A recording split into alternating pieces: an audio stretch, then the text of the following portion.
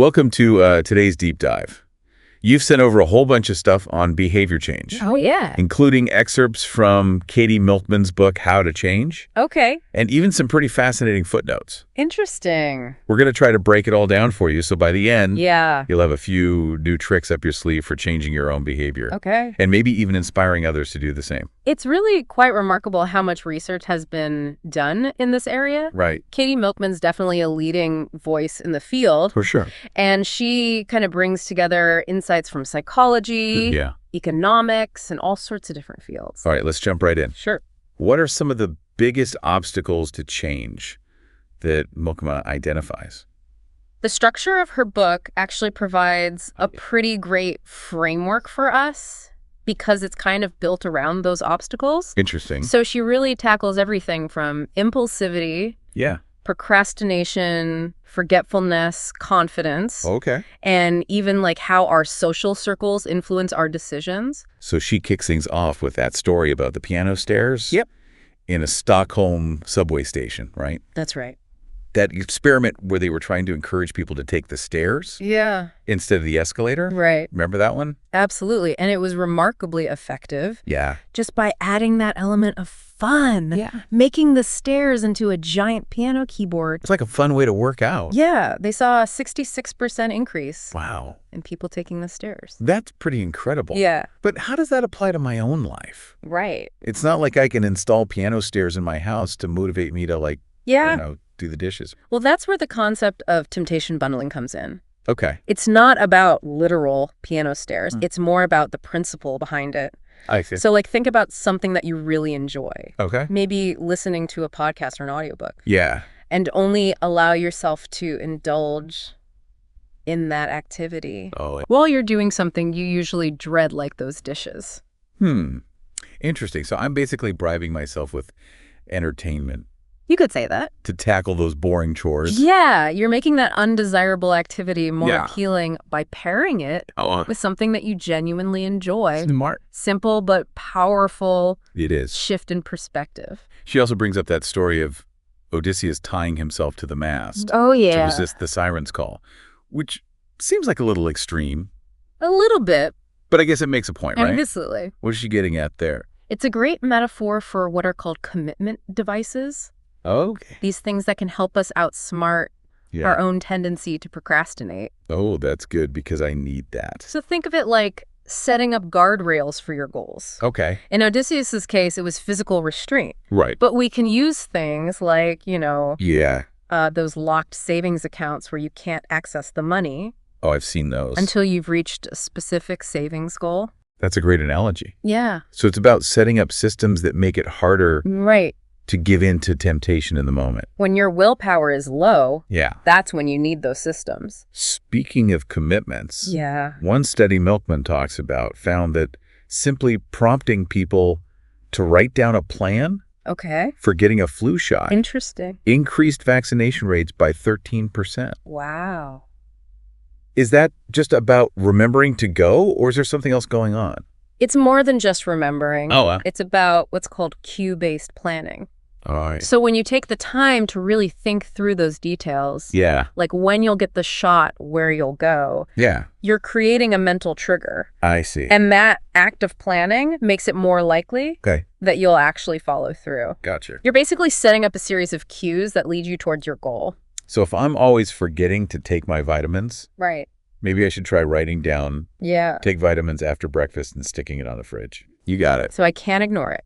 You're linking that action to a specific cue Yeah. that you encounter regularly. Okay. It's like creating a mental shortcut to healthy behavior. Nice. The cue triggers the action, Oh. making it automatic and less reliant on willpower. Less willpower, the better. Sometimes. Yeah. That's the way to go. Now, Milkman also tells this story about a student Okay. who makes a major mathematical breakthrough Interesting. just because he thought he was supposed to. Wow.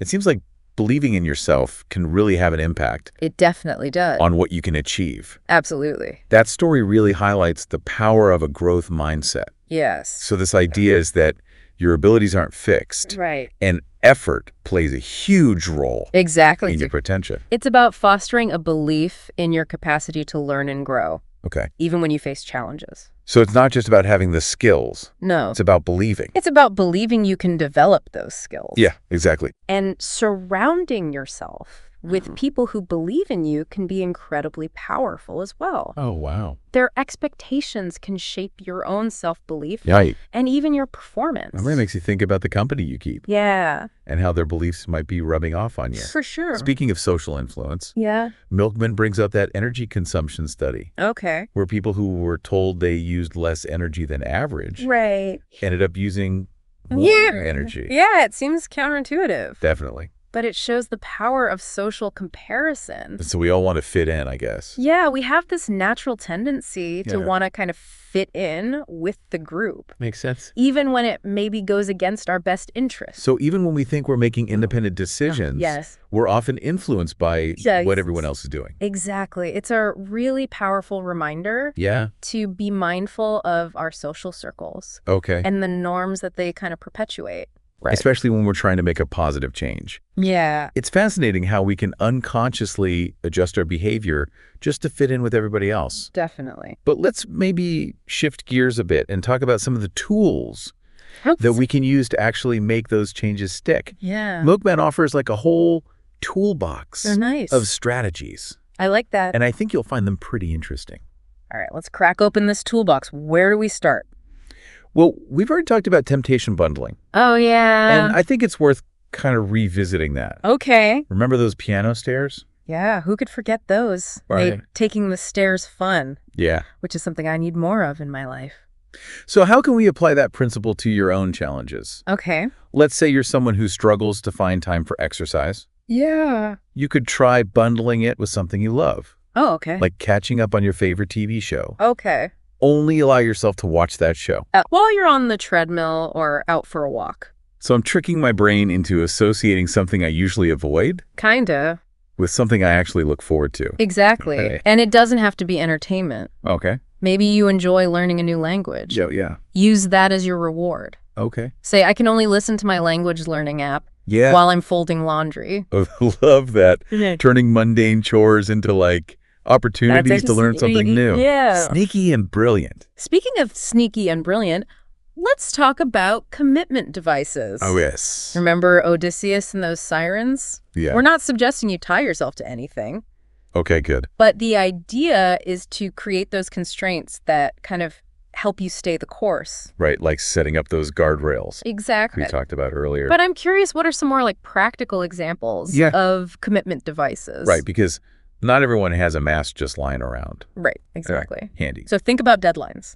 Oh. They're a classic commitment device. And the beauty of them is that they can be self-imposed. Okay. You don't need an external authority breathing down your neck. Yeah, that's true. Just mark those deadlines on your calendar. Okay. Treat them like unbreakable appointments. I do that. You do? I break down larger tasks into mini deadlines. Fantastic. So I don't get overwhelmed. That's a great strategy. Yeah. You're creating that sense of urgency, momentum that keeps you moving forward. Love it. Another good example is social accountability. Oh, yeah. Remember that voter turnout study? Yeah, where people were more likely to vote if they knew their neighbors would find out. Exactly. Peer pressure can be a powerful thing. It can be a powerful motivator. But how can I apply that to, say, my fitness goals? I don't need my neighbors judging my workout routine. You don't need your neighbors. Okay. But you could find a workout buddy. Oh, okay. Or join a fitness class. Yeah. Having someone else relying on you or even just witnessing your efforts can make a big difference. Yeah, it's about using that peer pressure in a good way. Exactly. Okay, what about forgetfulness? Yeah. I'm like the queen of good intentions. Okay. But sometimes they just slip my mind. Happens to the best of us. Yeah. What can I do about that? Cue-based planning is your best friend here. All right, remind me how that works again. Okay, so it's about strategically linking those good intentions to specific cues in your environment or your routine. Give me an example. Let's say you want to remember to drink more water throughout the day. Okay. A very good goal. You could place a brightly colored water bottle on your desk as like a visual cue. Right. Every time you see that bottle, oh, I see. you're reminded to take a sip. I never think to do that. It's so simple, but effective. It's like these little visual reminders are jogging my memory without me even thinking about it. And the more vivid and memorable those cues are, the better. Yeah. You could try using sticky notes with funny messages. Oh, fun. Or even setting an alarm on your phone with a catchy tune. I like it. Right. Making it impossible to ignore. Exactly. But what if the thing I'm trying to remember is more complex than just drinking water? Yeah. What if it's like a multi-step project or something? That's where checklists come in. Okay. Checklists are like magic. Nice. For forgetful minds. I can get behind some magic. They help you break down those overwhelming tasks into those manageable chunks. Oh, okay. Ensuring that nothing falls through the cracks. They're like a safety net for my brain. Exactly. I use them all the time for work. Yeah, and they can be just as effective. Okay. For personal goals. Gotcha. So whether you're planning a vacation, organizing your finances, or just trying to establish a new morning routine. Okay. Checklists can help you stay on track. Very helpful. And avoid feeling overwhelmed. Now I think we need to talk about confidence. Because, let's be honest, sometimes that's the biggest hurdle. It can be. You have these goals, and then this little voice in your head starts whispering all these doubts. Right. And then you freeze up. Self-doubt is a powerful force. It is. It can really undermine even the best laid plans. Oh, sure. But here's the good news. Okay. Confidence is like a muscle. Okay. We can strengthen it. All right. With practice and the right strategies. I need to hit the confidence gym stat. What exercise are we talking about? We already talked about the benefits of advice giving. Oh, yeah. Remember how that can boost your own self-belief? Yeah, it's like when you explain something to someone else. Right. It like solidifies it in your own mind. Exactly. Yeah. And it reinforces your own sense of competence. So find opportunities to share your knowledge and expertise with others. Okay. Whether it's mentoring a colleague, helping a friend with a problem, or even just offering your perspective in a conversation. So instead of questioning my own abilities, I should be looking for ways to help other people. It's an interesting twist. It is. But it can be really powerful. It's a good reminder that we all have something to offer. We do. Even when we're feeling a little unsure of ourselves. Absolutely. Okay, what else can we do to pump up that confidence muscle? Surround yourself with supportive people. Oh? Sounds simple. Yeah. But it's incredibly powerful. Yeah. Choose your friends, your colleagues, your online communities, even the books you read. Okay. The podcasts you listen to. Right. With intention. So curate my social circle. Like I curate my Spotify playlists. Exactly. Surrounding myself with positive vibes only. Seek out those who inspire you, who believe in you, who challenge you to be your best. Love it. Their energy and their belief in you will become contagious. It's like a playlist for my life. Yes. Filled with uplifting and empowering tracks. Love it. And don't underestimate the power of setting realistic expectations. Oh, that's huge. Yeah. Sometimes we set ourselves up for failure by aiming for perfection or setting goals that are just too ambitious. Yeah, guilty of that. For our current stage in life. Yeah, you get so caught up in that go big or go home mentality. Right. You forget to celebrate the small wins along the way. It's great to have big dreams. Yeah. But we also need to be kind to ourselves. Okay. And acknowledge that progress takes time. It does. Break down those goals into smaller, more manageable steps. Yeah. Celebrate those milestones. I like that. Along the way. Okay. It's a marathon, not a sprint. Rome wasn't built in a day. Exactly. And neither will my perfect life. Right. Speaking of marathons. Oh, yeah. Remember those emergency reserves we talked about? Yeah, those built-in allowances for slip-ups. Because let's be real. Right. Life happens. Life happens. You're not always going to be perfect. Exactly. So instead of beating yourself up when you miss a workout or indulge in a treat. Yeah. Give yourself permission to have those emergency moments. I like that. The key is to not let those slip-ups derail your overall progress. Right. It's about being flexible without losing sight of the big picture. Exactly. So if I'm hearing you correctly, it's about a mindset shift. Yeah. Embracing the ups and downs. Yes. Recognizing that growth isn't always linear. You got it. That's the essence of a growth mindset. I love it. It's about viewing challenges as opportunities. Okay. For learning and development. Yeah. Rather than seeing them as threats to our self-worth. Okay, so instead of getting discouraged when I hit a roadblock, I should be asking myself, what can I learn from this? Exactly. How can I adjust my approach? It's about embracing that process of experimentation and continuous improvement. Yeah. And remember, growth isn't always about making giant leaps. Okay. Sometimes it's about those tiny incremental improvements. Okay. That add up over time. Yeah. Okay, one last thing I want to kind of unpack. Before we move on social influence, we've touched on this a few times. We have. But I think it deserves its own spotlight. I agree. It's so powerful. It's such a powerful force. Yeah. And it's often operating beneath our conscious awareness. Right, like that experiment Milkman describes in her MBA class. Okay. Where she instructs some of the students to applaud when they see a picture of the dean. Right. And the students who didn't get those instructions, they end up clapping along anyway. They do. Just because everyone else is doing it. It's a classic example of social conformity. It's like we're wired to fit in. We are. Yeah. We want to follow the lead of the group. Makes sense. Even when it doesn't make logical sense. So even when we think we're making independent choices, we're often swayed by those invisible forces of social pressure. Exactly. Wow. And this tendency can be both helpful and harmful. Oh, okay. Depending on the social norms that we're exposed to. So if you surround yourself with people who support your goals and values, their positive influence can be incredibly motivating. Oh, yeah, for sure. But if you're surrounded by people who engage in behaviors that you're trying to avoid, it can be much harder to resist those temptations. Yeah, because it's like you're unconsciously absorbing attitudes and behaviors of the people around you. Exactly. That's why it's so important to be mindful of your social environment and choose your influences wisely. So surround yourself with people who inspire you, challenge you to grow. Absolutely. And who embody the values you aspire to. Well said. This has been so insightful. Good. I'm starting to see my own behaviors in a whole new light. Oh, good. I'm realizing how much I'm influenced by the people around me. It's a common experience. Often without even realizing it. Right. No. And the good news is once you become aware of these influences, you can start to make more conscious choices about how you want to be shaped by them.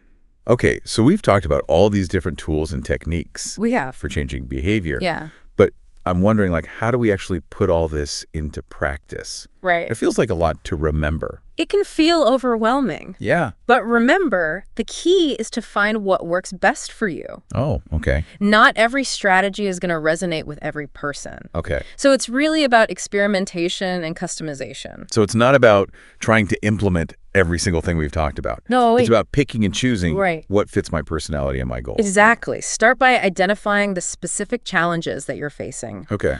Are you struggling with impulsivity, procrastination, forgetfulness? Okay. Once you've kind of pinpointed the problem, you can start to explore the tools that are most likely to be effective in that particular situation. So if I'm a notorious procrastinator, Yeah. I might start by experimenting with commitment devices, setting deadlines, making public pledges. You got it. Okay. And if you're constantly forgetting things, cue-based planning might be your new best friend. Yeah, that's a good one. The key is to be intentional and strategic about which tools you choose and how you implement them. So it's like building a personalized toolkit I'd love that. for behavior change. Yeah. Filled with the things that work for me. Yeah. And remember, it's not about being perfect. Yeah. It's about progress, not perfection. Yeah. So allow yourself to experiment, to make mistakes, Right. and to adjust your approach as you learn what works best. So it's a journey, not a destination. Exactly. It's okay to stumble along the way. Absolutely. Change is rarely linear. Yeah. You know, there will be ups and downs, twists and turns. Yeah. The key is to just keep moving forward, Okay. even when things get tough. Keep going. Keep going. And to be kind to ourselves. Yes. When we have those setbacks. It's not about beating ourselves up. It's about learning from those experiences. Yeah, and adapting your approach. Right. Now, before we wrap up this deep dive, I thought it would be helpful to distill everything we've talked about into like a concise summary. Almost like a 10-point cheat sheet for behavior change. Oh, perfect. A 10-point plan. There you go. For conquering our inner demons and achieving our wildest dreams. All right. Number 1, temptation bundling. Yeah. This is about linking something you enjoy with something that you dread. Right. Making those healthy choices more appealing. Yeah. Remember those piano stairs? I do. Pure genius. Genius. Number 2, commitment devices. Okay. This is about setting up those constraints that make it harder to give in to temptation. Okay. Like deadlines, public pledges, even those locked savings accounts. Right. Odysseus outsmarting those sirens. Exactly. Okay. Number 3, cue-based planning. This is all about creating those mental triggers that prompt you to act automatically, Right. linking your intentions to specific cues in your environment. Okay. Remember those strategically placed water bottles? I do. And sticky notes. Very strategic. Number 4, fresh starts. Okay. Use those moments that feel like new beginnings, like New Year's birthdays, even a Monday morning to initiate change. I like that. It's like hitting the reset button on your habits. Love it. Number 5, the power of routine. Okay. Establish consistent habits by incorporating desired behaviors into your existing routine. Make it automatic. Exactly. Okay. Number 6, advice giving. Boost your own confidence and insights by offering guidance to others. Right. It's like you're teaching yourself by teaching other people. Okay. And it feels good to help. It does. Number 7, copy and paste. Okay. Learn from successful peers and deliberately imitate their strategies. So find the people who are already doing what you want to do. Study their methods. There you go. Gotcha. Number 8, growth mindset. Love it. Believe that your abilities are not fixed. Okay. And that effort fuels your potential. Yeah. Embrace challenges as opportunities for growth, not threats to your self-worth. Okay. Number 9, social influence. Yes. Surround yourself with positive role models and tap into the power of social norms. Right. Choose your influences wisely, both online and offline. It's all connected. It is. Okay. And number 10, embrace imperfection. Oh, that's a good one. Allow for slip-ups and use setbacks as learning opportunities. Okay. Be kind to yourself.